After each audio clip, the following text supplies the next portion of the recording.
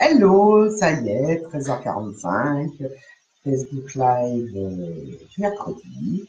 Je suis ravie de vous retrouver. Je suis en train de regarder ce que j'ai fermé mes stores, donc j'espère que vous me voyez bien et que vous m'entendez bien avec ce beau soleil qui m'oblige à être à moitié dans la pénombre pour vous voir. Je ne sais pas s'il y a déjà du monde. Ça y est, je vois les premiers arriver. N'hésitez pas à me faire un pouce pour savoir surtout si vous m'entendez bien. C'est le plus important. Je me décale. Voilà, je me décale par là. Non, de l'autre côté. Voilà. Et je vois du soleil, on va pas se plaindre, il y en a. Bien. Alors, j'espère que vous avez passé une très belle semaine, malgré tous les aléas de Facebook, Google, Twitter, Instagram. J'espère que ça ne vous a pas empêché de travailler et d'être performant commercialement parlant. Parce que vous le savez, nos rendez-vous du mercredi tournent autour de la performance commerciale, ce qui est primordial pour un entrepreneur. Alors, on m'a posé plein de questions au niveau technique sur la performance commerciale. Alors oui, il y a énormément de techniques de vente, il y a des choses à faire et d'autres à faire, les erreurs qu'on retrouve régulièrement et qui vous empêchent souvent de faire un bon closing, de fermer vos ventes, de passer à l'acte d'achat pour vos prospects, pour les faire devenir clients, bien sûr. Mais la performance commerciale ne se résume pas à la technique. À mon sens, en fait, il y a plusieurs points. Il y a, comme je me plais toujours à le répéter, tout d'abord la préparation. On en a déjà parlé. Si vous voulez, on y reviendra parce que votre préparation est primordiale pour savoir ce que vous allez dire, faire, proposer. Mais ce n'est qu'un des points importants de la performance commerciale. Le deuxième point, à mon sens, très important, c'est là-dessus qu'on tournait pas mal vos questions, c'est effectivement les techniques de vente, parce que mieux vous maîtriserez la technique que vous avez choisie ou les techniques que vous avez choisies, plus forcément vous serez performant, plus vous serez à l'aise, plus vous aurez de levier pour vendre plus, mieux et plus souvent. La troisième chose qui me paraît très, très importante également, c'est avoir la bonne attitude. On y reviendra également, et j'ai quelques exemples frappants en tête. Et le point suivant qui découle de la bonne attitude, c'est le comportement. Oui, parce que il y a une attitude commerciale, bien sûr, à avoir, mais il y a également votre comportement qui fait souvent toute la différence, que ce soit avec un prospect ou avec un client existant.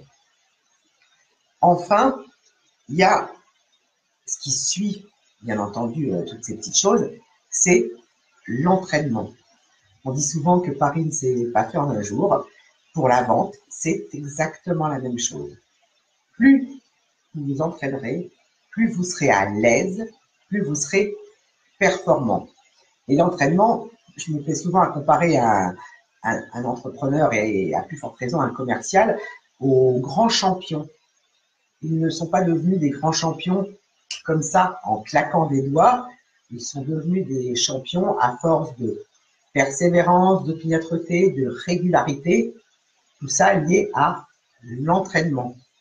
Ils ont continué pour s'améliorer encore et toujours. Et enfin, le package, ma foi, de tout ça, c'est le travail. Hier, je discutais sur une session de groupe dans une formation dont je fais partie. Et effectivement, euh, on n'a pas de baguette magique. Personne n'a de baguette magique.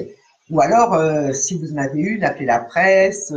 Là, vous pouvez devenir très très riche très facilement en vendant votre baguette magique, en vendant vos astuces, je ne sais pas. Mais le travail, le travail et le travail. On n'a rien sans rien. Si vous voulez réussir à vendre plus, mieux et plus souvent, il faut juste travailler. Alors, quand je dis juste travailler, c'est facile à dire, mais Au-delà de ça, il y a des choses à mettre en place, mais il n'y a que le travail qui va vous permettre de le mettre en place. Hein.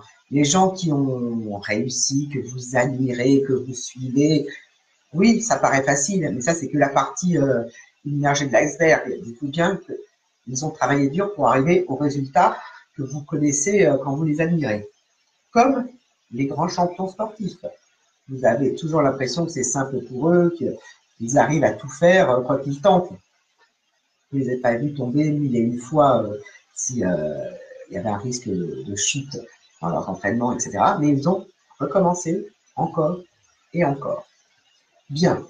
Alors, comme je vous le disais, il n'y a pas que les techniques qui sont importantes. Oui, elles sont primordiales, parce que ça vous permet très rapidement de savoir cerner un client, de savoir catégoriser même vos clients, de savoir répondre le cas échéant à leurs objections. Mais le comportement est tout aussi important. On a tous commencé un jour, on a tous fait des erreurs, mais c'est la façon dont vous allez vous comporter qui va faire la différence. Donc, tout ça mis bout à bout, c'est ce qui vous permet d'être performant commercialement parlant. Dernièrement, j'ai rencontré un prospect qui est devenu un client et qui me disait que son plus gros challenge, c'était d'avoir 100% de réussite face à un prospect. Alors, moi, j'étais un petit peu surprise. Même les excellents commerciaux n'ont jamais 100% de réussite. Voilà. Maintenant, il me disait aussi que chaque non, chaque refus d'un prospect, il le vivait très très mal.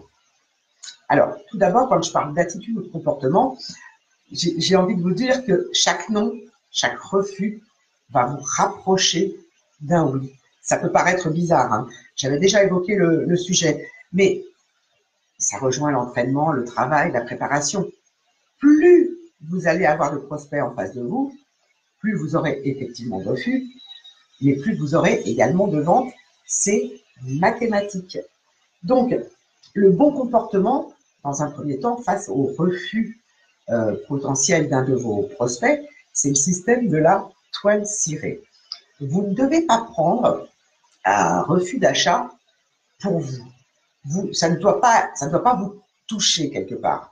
Même si vous voulez faire une vente, même si vous y avez mis tout votre cœur, même si vous savez que la proposition de valeur que vous offrez à votre prospect est la solution qu'il lui faut parce que ça va lui apporter une vraie transformation, le non ne vous est pas destiné à vous en tant qu'individu.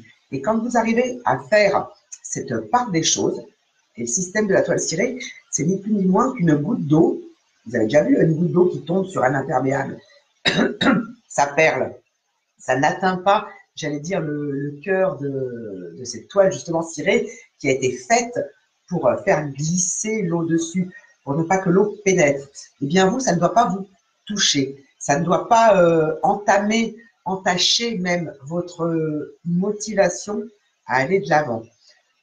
Au même titre que même et surtout, et j'ai envie de dire, si vous faites une erreur, vous ne devez pas vous en prendre à votre client. Je vais vous expliquer pourquoi je vous dis ça. Et le meilleur moyen de sortir de tous ces écueils, c'est ni plus ni moins que la reformulation. Pour être sûr que vous avez bien compris les attentes, les besoins, la problématique de votre futur client. C'est ce qui va faire la différence. Vous connaissez très certainement ce petit jeu qu'on a tous fait étant enfant qui s'appelle le téléphone arabe. Ça vous parle? Alors, le téléphone arabe, c'est quoi pour ceux qui seraient passés au travers de ce jeu enfantin? On est plusieurs, on est à compter. Le premier choisit une phrase, par exemple, qu'il dit tout doucement à l'oreille de son voisin le plus proche. Donc les autres n'entendent pas. Le récepteur, donc celui à qui le premier a chuchoté ou murmuré à l'oreille, doit répéter, lui aussi à son voisin plus proche, cette phrase. Et de fil en aiguille, ça tourne et ça doit revenir ça doit arriver au dernier. Et là, on va pouvoir comparer ce qui a été transmis à tout un chacun entre ce qu'a dit réellement le premier et ce que le dernier a finalement perçu. Pourquoi je vous parle de ce petit jeu? Parce que plus vous avez d'intermédiaires, plus vous avez une déformation de ce qui est dit. Et quand vous parlez à un prospect, c'est exactement la même chose. Il y a ce que vous pensez lui dire à votre prospect, ce que vous lui dites d'après vous. Il y a la façon dont vous allez lui dire, mais il y a également ce que lui va entendre et à plus forte raison, ce que lui va comprendre. D'accord? Et vous pouvez avoir les mêmes mots que votre interlocuteur, mais vous n'aurez pas forcément la même signification à travers ces mots. Donc, il faut toujours vous assurer que vous êtes sur la même longueur d'onde que votre interlocuteur, que votre vocabulaire s'adapte à votre interlocuteur, que, en somme, vous êtes bien compris, que d'une part, vous avez écouté suffisamment activement votre prospect, non pas pour répondre tout de suite, mais pour comprendre sa problématique, et dans l'autre sens, que votre prospect a bien compris le message que vous voulez lui faire passer. Et le secret d'une vente réussie, c'est effectivement la bonne compréhension. Mais pas seulement à sens unique, la bonne compréhension des besoins de votre futur client, certes, mais également la bonne compréhension que lui va avoir de votre proposition de valeur, de votre offre, que ce soit service ou produit. Est-ce qu'il va avoir suffisamment bien compris, encore une fois, les résultats qu'il va tirer de son achat, les bénéfices que vous pouvez lui apporter, la transformation que grâce à vous, il va connaître. D'accord? Donc tout ça, c'est très important. Et pour vraiment faire un tout et avoir un discours impactant, rappelez-vous des 3 P. Les 3 P, ça forme un tout.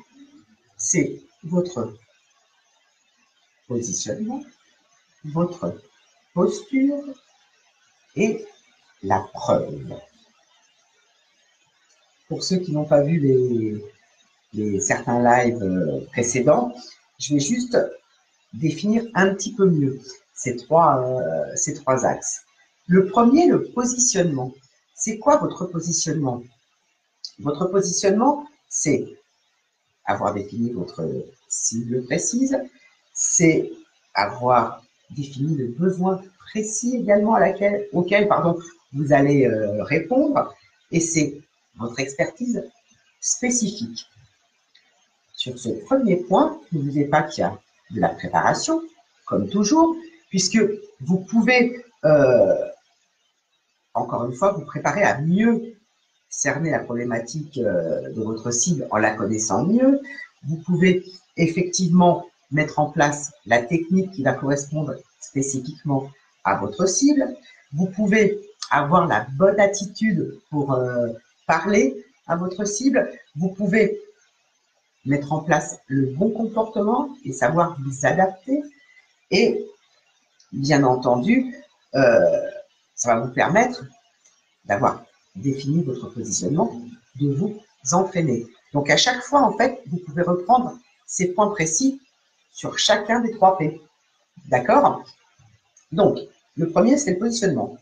Le deuxième, c'est votre personnalité, votre posture de commercial, même si vous êtes entrepreneur, hein, bien sûr, parce que vous êtes le premier commercial de votre activité. Alors, votre personnalité, elle doit dégager quoi? Elle doit dégager votre mission. Est-ce que vous l'avez réellement définie? Quand vous avez un service ou un produit à vendre, est-ce que vous avez réellement défini la mission que vous allez accomplir en vendant votre offre de valeur. Est-ce que vous avez réellement, encore une fois, eu votre vision de votre activité? Vous l'avez définie, cette vision, vous savez ce que vous voulez faire avec votre activité, vous savez où vous voulez aller avec votre activité. Et enfin, on en reparle souvent, on parle souvent d'une offre de valeur, mais ça va au-delà de ça. Ça va jusqu'aux valeurs que vous voulez véhiculer à travers vous ou à travers votre offre. C'est pas pour rien qu'on appelle ça une offre de valeur. Votre USP, votre proposition unique de vente, elle doit représenter quelque chose pour vos interlocuteurs. Ça, c'était le deuxième P. Enfin, le troisième P, la preuve. Les gens ont besoin systématiquement d'être rassurés. Et c'est pareil, c'est comme pour les deux autres P, hein. Toujours la préparation, les techniques, la bonne attitude, le comportement, de l'entraînement et du travail, hein. On n'a rien sans rien, encore une fois. Donc, ce troisième P qui est la preuve, ça va se dégager avec l'attitude que vous allez vous-même dégager, avec l'attitude et la posture que vont avoir vos clients satisfaits. Ça va se dégager avec la structure, l'articulation que vous allez mettre dans votre proposition. Ça va se dégager dans les témoignages. Ça va se dégager dans vos mots, M-O-T-S, et pas vos mots M-A-U-X, bien sûr. Donc, revenez systématiquement. On ne réinvente toujours pas la roue. On se sert de ce qui fonctionne. Alors, bien sûr, on se sert de ce qui fonctionne, mais on l'adapte à son activité, on l'adapte à son propre style. On n'est jamais aussi performant que quand on est soi-même. Ça en fait souvent rire beaucoup. Fabuleusement multiple et précieusement unique, voilà ma définition. Encore une fois, c'est une définition qui doit s'adapter à tout un chacun. Vous devez,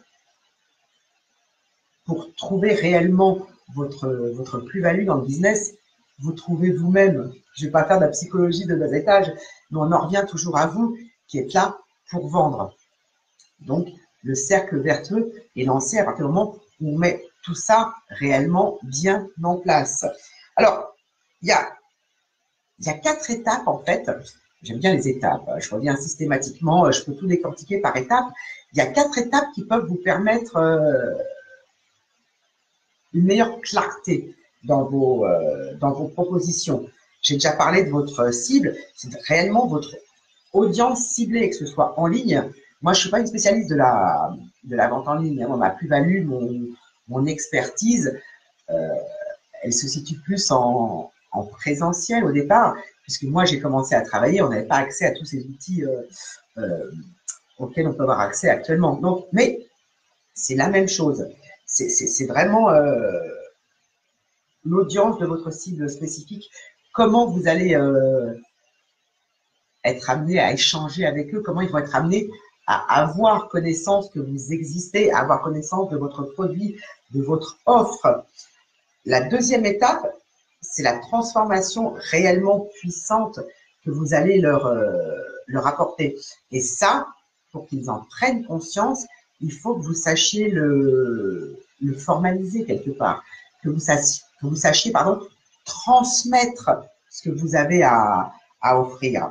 La quatrième étape, c'est ce qu'on appelle une solution signature, avec des guillemets, hein, bien sûr. Une solution signature, c'est quoi? Ça rejoint mon fabuleusement multiple et mon précieusement unique. C'est la solution signature, c'est on sait que pour avoir tel produit ou tel service avec tel résultat ou tel bénéfice, on doit faire appel à vous parce que vous êtes le seul sur votre marché, non pas à proposer ce produit ou ce service, mais vous êtes le seul à proposer ce produit ou ce service de cette façon-là.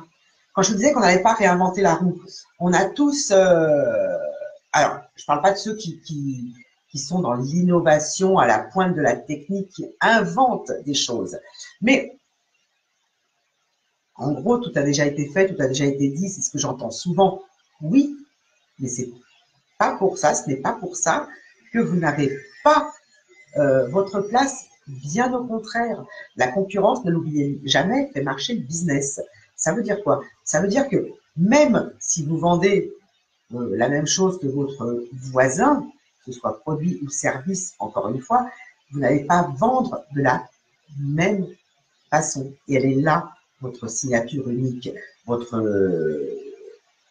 plus-value, votre solution à vous. Elle est dans la façon dont vous allez transmettre le produit ou le service, dans votre façon de les proposer, dans votre façon de les vendre et dans votre façon, dans le cas du service, d'accompagner votre vente, d'accompagner par la suite vos clients. D'accord? Et c'est ce qui fait, encore une fois, la différence. Quant à la dernière étape, dernière de ces 4 étapes, c'est votre proposition, le package, votre proposition irrésistible presque, j'ai envie de vous dire, la façon dont vous allez mettre en lumière votre offre de service ou votre produit. La façon dont vous allez vendre peut-être un produit plus un service de manière packagée. Vous allez vendre un produit et un accessoire. Vous allez vendre une formation et un bonus. Ça va être la façon dont vous allez réellement packager l'ensemble pour trouver le bon produit au bon prix. Parce que tout est toujours une question de relativité, bien sûr. Donc, tout ça mis bout à bout, n'oubliez jamais qu'il y a deux grandes lignes de conduite qu'il faut toujours avoir en tête. C'est le point de vue de votre client, bien sûr, et le vôtre. Parce qu'une vente, c'est ni plus ni moins qu'un échange. Alors, là, ce n'est pas un échange de bons procédés, c'est un échange de valeur contre de l'argent, oui, mais le troc n'est pas né par hasard. Donc, il faut qu'il y ait ce fameux duo gagnant-gagnant. Il faut que les gens achètent et qui plus est soient contents d'acheter. C'est primordial. Et encore une fois, la technique, c'est bien. Votre attitude, votre comportement, c'est la petite cerise sur le gâteau. C'est ce qui fera la différence. On ne répète, jamais assez. Sans rentrer dans le secret des dieux, j'ai quelques années de bouteille derrière moi. On me disait souvent, j'avais une magique. Et quand je rentrais dans une salle pour faire des formations, pour faire un discours, pour expliquer quelque chose, c'était, il y avait du peps, il y avait de l'engouement, il y avait de la motivation, mais c'est à force de travail. Je suis quelqu'un, je l'ai déjà dit, d'extrêmement timide. Mais j'ai la faiblesse de croire que mon job, je le connais.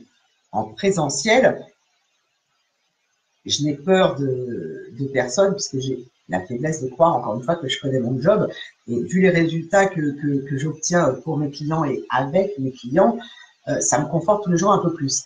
Maintenant, je ne suis pas parfaite, loin s'en faut. Donc, avec les outils actuels, j'ai continué à me former, à apprendre au quotidien.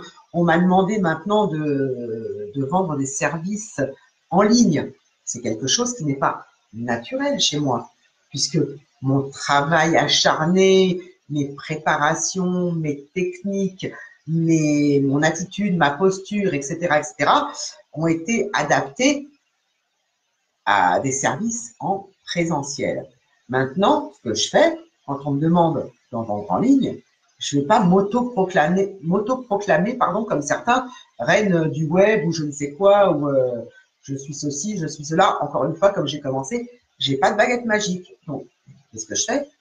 Je me forme aussi pour apprendre à formaliser une autre manière des offres en ligne. Alors que le service sera le même. Mais je veux que les supports physiques et le support personnel, moral, quelque part, que je peux apporter à mes clients, soient au top. Donc, chaque jour sur le métier, je remets mon travail. Et c'est ça. Et dans le comportement, c'est ça. C'est de ne pas croire qu'on est toujours le meilleur. Alors, même si ça fait avancer, mais de ne pas croire qu'on n'a rien à apprendre. Le jour où vous n'avez plus rien à apprendre, quelque part, c'est dommage pour vous, vous mourrez. Donc, le bon comportement n'est pas de penser qu'on va réussir seul. Le bon comportement, ne pas se mettre en opposition avec vos futurs fournisseurs ou vos futurs clients, comme j'en vois certains. Le bon comportement, ça demande d'aller de l'avant et d'être, oui, conscient de sa valeur, mais également conscient de ce qu'on a encore à apprendre pour toujours s'améliorer. Alors, on pourrait parler très très longtemps d'énormément de techniques. Le but de ce live aujourd'hui, c'est pas ça. C'est plutôt de faire un tout, de se dire que c'est pas parce que vous êtes bon sur un point que vous allez cartonner dans le domaine commercial, et à contrario, c'est pas parce qu'il vous manque une technique que vous n'arriverez jamais à rien. C'est un ensemble de choses. Aucun de nous n'est parfait, mais chacun a sa place et chacun peut performer commercialement de manière adaptée à son activité. La bonne approche commerciale, j'ai envie de vous dire, c'est celle qui va fonctionner pour vous. Alors oui, il y a toujours des petites astuces à échanger, des bonnes pratiques à partager pour continuer à aller plus loin. Mais l'efficacité, elle va être réellement là quand vous serez au point par rapport à vous-même. Quand vous aurez trouvé, encore une fois, votre propre style. Et plus vous allez apprendre de techniques, plus vous allez développer votre confiance en vous dans le domaine commercial, plus vos prospects vont le ressentir et plus vous aurez de clients. Et la boucle est bouclée quelque part. Hein. Donc ça, c'est indispensable également de toujours continuer. Maintenant, quand je parle de comportement et d'attitude, c'est également savoir se mettre à la place aussi de son prospect, de son client, pour toujours mieux le servir. Dans le sens où, vous savez, on parle souvent de bienveillance actuellement, c'est le gros mot à la mode. La bienveillance, moi, c'est un terme qui commence à me casser les pieds. Je trouve qu'il y a une forme d'hypocrisie là-dedans. Alors, je parlerais plus volontiers d'empathie, moi. La bienveillance, elle se travaille, certes, mais les gens qui sont méchants, aigris, etc., ils vont vous faire tous les efforts du monde. Ils vont réellement jamais être complètement bienveillants de manière naturelle vis-à-vis d'autrui. Et ça sera pareil s'ils sont dans le domaine commercial avec leurs prospects et leurs clients. Donc, ça ne sert à rien d'aller contre sa nature. D'ailleurs, ces gens-là, finalement, ils ne vont pas faire du commercial toute leur vie. Et ça, c'est une intelligence de vie, une intelligence pratique de se dire, si je n'y arrive pas, autant déléguer cette partie-là ou autant trouver un autre job. Mais le propre de l'entrepreneur, avec ses différentes casquettes, c'est que même s'il ne fait pas de commercial à proprement parler, il a sa casquette commerciale dans le sens où il est toujours, on en parle souvent, le premier ambassadeur de son activité. Je ne vais pas vous reprendre mon exemple de boulangerie. Pourquoi vous allez dans telle boulangerie plutôt que dans telle autre? Il y a beaucoup de choses qui rentrent en ligne de compte. Hein. Ce n'est pas un et un seul critère en général.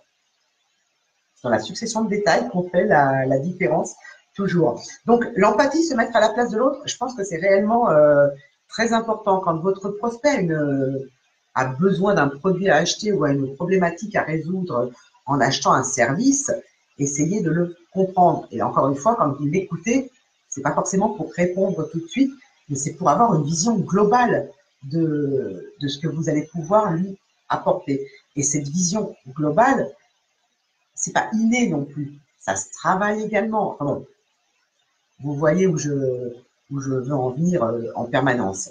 Donc, ce que je vous propose, c'est de travailler là-dessus. Quand je parle de préparation Il y a énormément de petites choses à mettre en place avant de foncer tête baissée en disant achetez mon produit ou achetez mon service. Hein. Et votre attitude, votre alors il y a l'attitude en tant que guerrier, presque j'ai envie de dire, c'est de la guerre économique quelque part. Votre attitude vis-à-vis d'un prospect, mais votre attitude vis-à-vis de vous-même, de l'engagement que vous mettez, va encore une fois faire la différence. Il est déjà 14h15. Le temps passe très très vite en bonne compagnie. Je vous dis à la semaine prochaine. Si vous avez entendu les petits bruits, c'est normal, j'ai des travaux dans mes locaux. Mais bon, beaucoup d'entre vous sont déjà au courant. Je vous dis à très vite. D'ici là, faites de belles affaires. Comme d'habitude, je répondrai à vos questions par message privé. Et faites de très belles affaires. À la semaine prochaine. Au revoir.